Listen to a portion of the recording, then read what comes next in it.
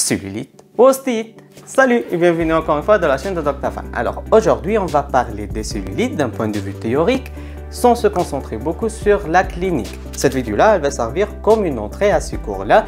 Inch'Allah vous aurez la deuxième vidéo concernant les sinusites et même les ostites prochainement. Alors n'hésitez pas à vous abonner pour ne pas la rater. Sinon, without further ado, allons-y.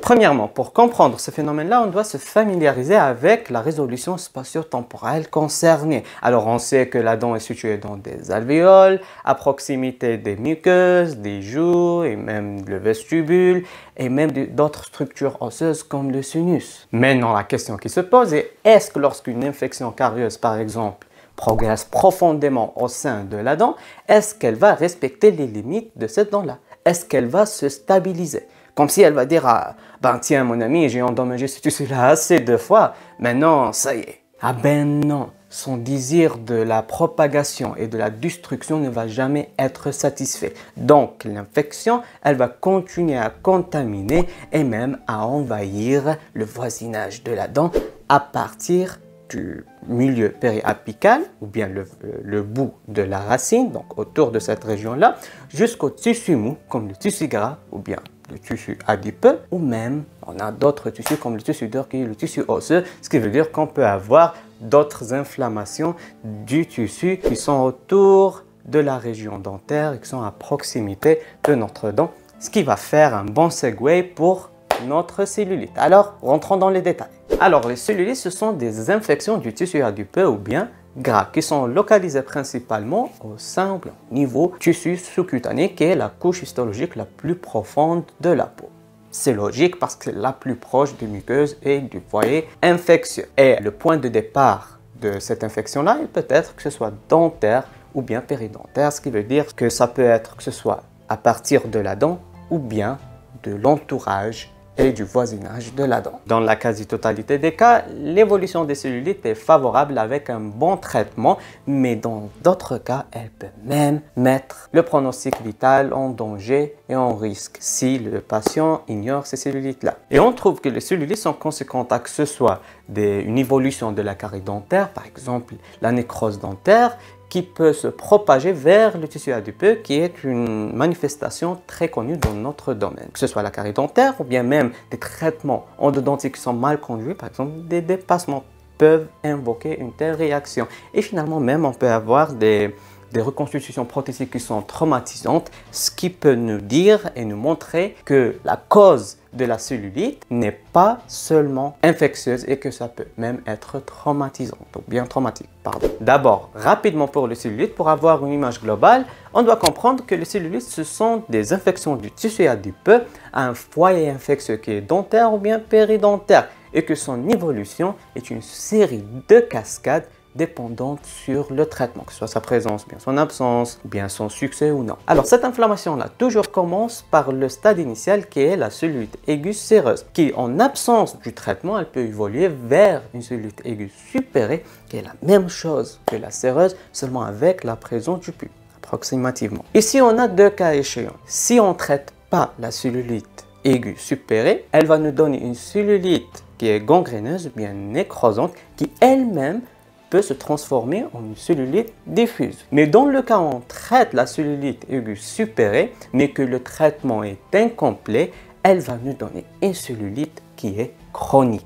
Comme on l'a mentionné, on distingue deux grandes catégories, qui est premièrement la circonscrite et deuxièmement la diffuse, bien la cellulite diffuse. Alors, commençons par la cellulite circonscrite. Donc c'est une inflammation circonscrite ou bien une inflammation bien limitée du tissu cellulaire. Et on distingue deux types ici, ou bien deux familles, qui est la cellulite circonscrite aiguë et une cellulite circonscrite chronique. Et dans l'aiguë, bien sûr, on trouve plusieurs autres types, comme on a la séreuse, la suppurée et même la gangréneuse.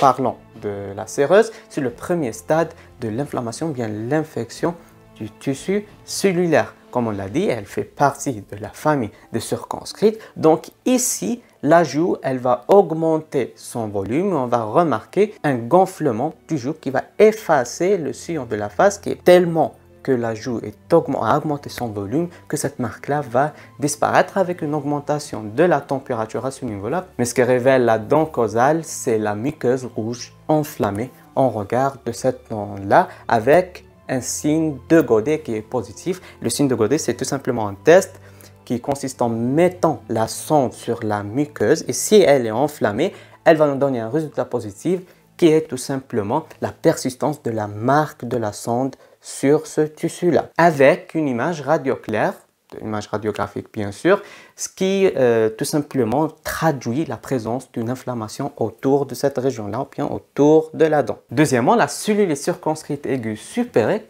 comme son nom l'indique, elle est caractérisée par une accumulation purulente. Bien sûr, c'est une évolution de la cellulite séreuse en absence du traitement. Cette cellulite-là est différenciée par la présence des douleurs qui sont lancinantes jusqu'au point de perturber le sommeil nocturne du sujet. Et pour ces signes cliniques, c'est la même chose que la séreuse avec une présence d'une accumulation qui est purulente, qui se manifeste par une accumulation, bien une masse fluctuante avec la présence de la litose qui est encore une fois à cause du pus. Passons maintenant vers les cellulites chroniques qui est tout simplement la conséquence d'un traitement inadéquat ou bien incomplet, que ce soit un drainage, un traitement médical de la cellulite supérée ou bien même un traitement endo. Donc ici, on peut révéler la nature de cette cellulite-là à partir de l'interrogatoire en posant des questions qui va dénoter la présence d'une cellulite ou une inflammation aiguë auparavant, avant le traitement tardif ou bien incomplet. Et en clinique, on peut noter un vestibule qui est soulevé en regard de cette région, ou bien la région concernée, qui est un vestige qui vient de l'inflammation aiguë et même des radiographies, une image qui peut clarifier les choses pour nous. Une petite note en ce qui concerne les cellulites chroniques. Dans le cas d'une cellulite chronique qui se fistulise, ou bien dans d'autres termes, qui cherche un chemin, que l'accumulation cherche une sortie au sein du tissu sous forme d'un canal, et que le germe responsable est l'actinomyces israeli, ici on l'appelle une cellulite actinomycosite. Ok? Ce qui veut dire que cette accumulation-là, après la fistulisation, lorsque le germe responsable est l'actinomyces israeli, on l'appelle une cellulite actinomycosique et on la trouve généralement au niveau de l'angle mandibulaire et qu'on peut révéler la nature de cette cellulite-là à travers un examen bactériologique bien sûr. Et que la caractéristique de cette cellulite-là est le pus avec des grains jaunes à ce niveau-là. Alors en bref, pour cette section-là, on a des cellulites qui sont circonscrites en opposition des cellulites diffuses et qui peut être que ce soit aigu ou bien chronique. Dans la catégorie des aigus, bien des cellulites aiguës, on a les cellulites séreuses ou bien supérées. Et en ce qui concerne les cellulites chroniques, on a le cas particulier des cellulites actinomycosiques. En ce qui concerne les cellulites diffuses, bien sûr, pour passer d'une circonscrite à une cellulite diffuse, le point de transition, c'est la cellulite aiguë gangréneuse. Cette cellulite-là est caractérisée par une destruction tissulaire avec la présence d'un signe marquant qui est la crépitation, bien les crépitations neigeuses. Maintenant qu'on a passé vers la cellulite diffuse, bien la toxi-infection maligne, c'est une inflammation du tissu cellulaire sans aucune tendance vers la limitation. Ce qui veut dire que c'est une propagation de l'inflammation sans arrêt et que cette inflammation-là est compliquée par la présence de la nécrose du tissu à cette étendue-là. Ceci est automatique parce qu'on vient de passer d'une cellulite nécrosante. Donc automatiquement, le tissu touchés par la cellulite diffuse sont automatiquement détruits à un point de la nécrose. La cellulite diffuse au début, il s'agit d'un œdème à une progression particulièrement rapide et qu'elle succède généralement à des causes qui sont dentaires telles que les infections périapicales ou bien même les avulsions dentaires. Puisqu'elle est diffuse bien extensive, on distingue des caractéristiques au niveau local bien que le niveau général. Donc au niveau général, le patient est couvert de la sueur, il a des frissons, il est pâle et même avec une basse tension cardiovasculaire et que dès ce stade-là, la mort est possible par un collapsus cardiovasculaire. Ben oui, elle est assez dangereuse. Par contre, au niveau local, on trouve une tuméfaction qui est molle, non fluctuante, avec des crépitations neigeuses qui est encore une fois un signe de la nécrose comme dans la gangréneuse. On trouve même des muqueuses grisâtres, du trusmus serré qui est l'ouverture de la bouche limitée, ou bien même un érythème qui s'étend vers la partie basse du cou. Et finalement, une suppuration avec un pus verdâtre qui n'apparaît qu'après le 5e ou bien le 6e jour. On distingue des formes cliniques selon la localisation anatomique de l'inflammation. Donc on a la myo-hyoïdienne, que ce soit su ou sous, on a le péripharyngé en ce qui concerne le larynx, on a même le périgomaxillaire et finalement la cellulite diffuse faciale qui concerne ou bien qui s'étend au niveau de l'hémiface. Son évolution tend vers la guérison dans la présence d'un bon traitement, alors que dans son absence, ça peut être la mort et J-Duck. Alors rapidement, pour ne pas tarder, voici la liste des traitements possibles pour les cellulites. Donc elle peut être que ce soit prophylactique, ou bien la prophylaxie, qui se résume, bien consiste en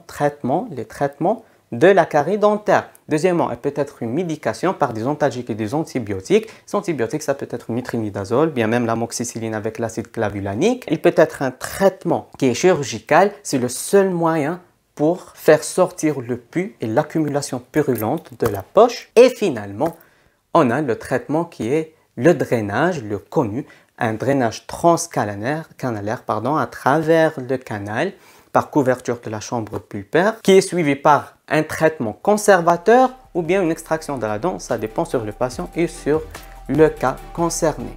Et voilà, ça sera la fin de notre vidéo. Alors j'espère qu'elle vous a plu. Bien sûr, comme je viens de le dire, vous aurez la deuxième partie de cette vidéo-là qui est autour des sinusites et des ostites. Alors n'hésitez pas à vous abonner pour ne pas la rater. Sinon, merci pour nous avoir regardés et à bientôt.